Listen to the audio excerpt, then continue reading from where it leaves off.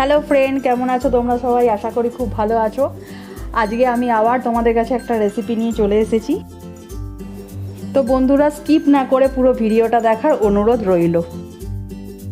নমস্কার, আমি সুস্মিতার পাকশালায় তোমাদের স্বাগত। তো চলো দেখে নিই আজকের রেসিপিটা। তো আজকে আমি নিয়ে এসেছি তোমাদের কাছে পেঁয়াজ পোস্তর একটা রেসিপি।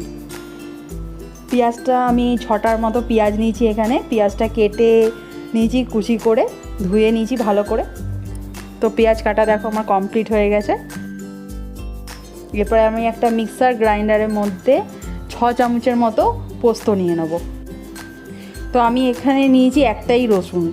প্রথমে পোস্তটাকে আমি একটু মিক্সি করে নিয়েছি, তারপর আমি এর মধ্যে দিয়ে দিলাম কাঁচা লঙ্কা আর রসুনের কোয়াগুলোকে। সব কিছু দিয়ে একসঙ্গে আমি একটা মিহি পেস্ট বানিয়ে নিয়েছি।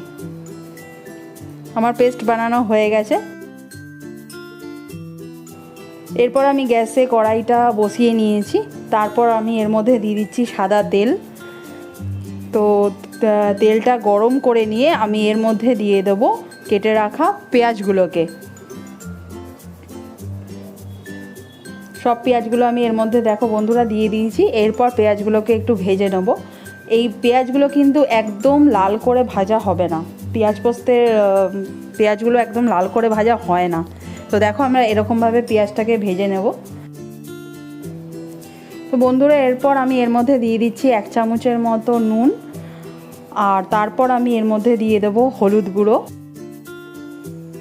তো বন্ধুরা, তোমাদের পোস্ত খেতে কেমন লাগে আমাকে কমেন্টে অবশ্যই জানাবে। আমার কিন্তু পেঁয়াজ পোস্ত খেতে খুব দারুণ লাগে।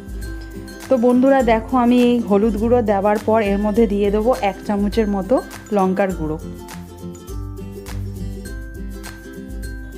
তো বন্ধুরা, লঙ্কা গুঁড়ো এগুলো দিয়ে তারপর আমি পেঁয়াজের সঙ্গে সবগুলোকে একসঙ্গে ভালো করে ভেজে নিচ্ছি। তো ভেজে নেওয়ার পর আমি 5 মিনিটের জন্য ঢাকনা দিয়ে ঢেকে রাখবো পেঁয়াজটাকে, যাতে একটু নরম হয়ে যায় পেঁয়াজটা। তো দেখো বন্ধুরা, আমি 5 মিনিটের জন্য ঢাকনা দিয়ে ঢেকে রাখলাম। এরপর ঢাকনাটা তুলে নেব। ঢাকনাটা তুলে নিয়ে আবারও একটু পেঁয়াজটাকে আমি ভেজে নেব। তো ভেজে নিয়ে এরপর যে আমি পোস্তর পেস্টটা বানিয়ে নিয়েছিলাম, সেই পেস্টটাকে আমি এর মধ্যে দিয়ে দিচ্ছি। তো পোস্তর পেস্টটা দেখো বন্ধুরা দিয়ে দিলাম। এরপর পেস্টটার সঙ্গে আমি পেঁয়াজটাকে আবারও ভালো করে মিশিয়ে নেব। তো বন্ধুরা, এরকম রেসিপি যদি আমাদের লাঞ্চে থাকে তো লাঞ্চটা বেশ ভালো মতো জমে যায়, তাই না? তো বন্ধুরা, এরপর আমি দিয়ে দিচ্ছি এর মধ্যে সামান্য পরিমাণে জল।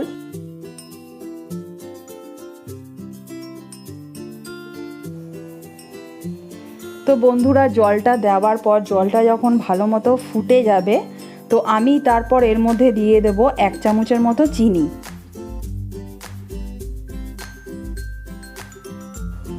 তো বন্ধুরা, চিনিটা দেওয়ার পর পেঁয়াজ পোস্তটাকে চিনির সঙ্গে ভালো মতো আমি মিশিয়ে নিয়েছি। তো মিশিয়ে নিয়ে আমি 2 মিনিটের জন্য পেঁয়াজ পোস্তটাকে ঢাকনা দিয়ে ঢেকে রাখবো।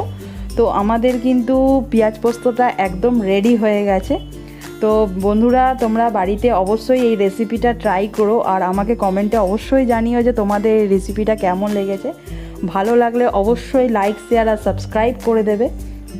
তো ভালো থাকবে, সুস্থ থাকবে, সাবধানে থাকবে। দেখা হচ্ছে নেক্সট একটা রেসিপি নিয়ে। তো টাটা।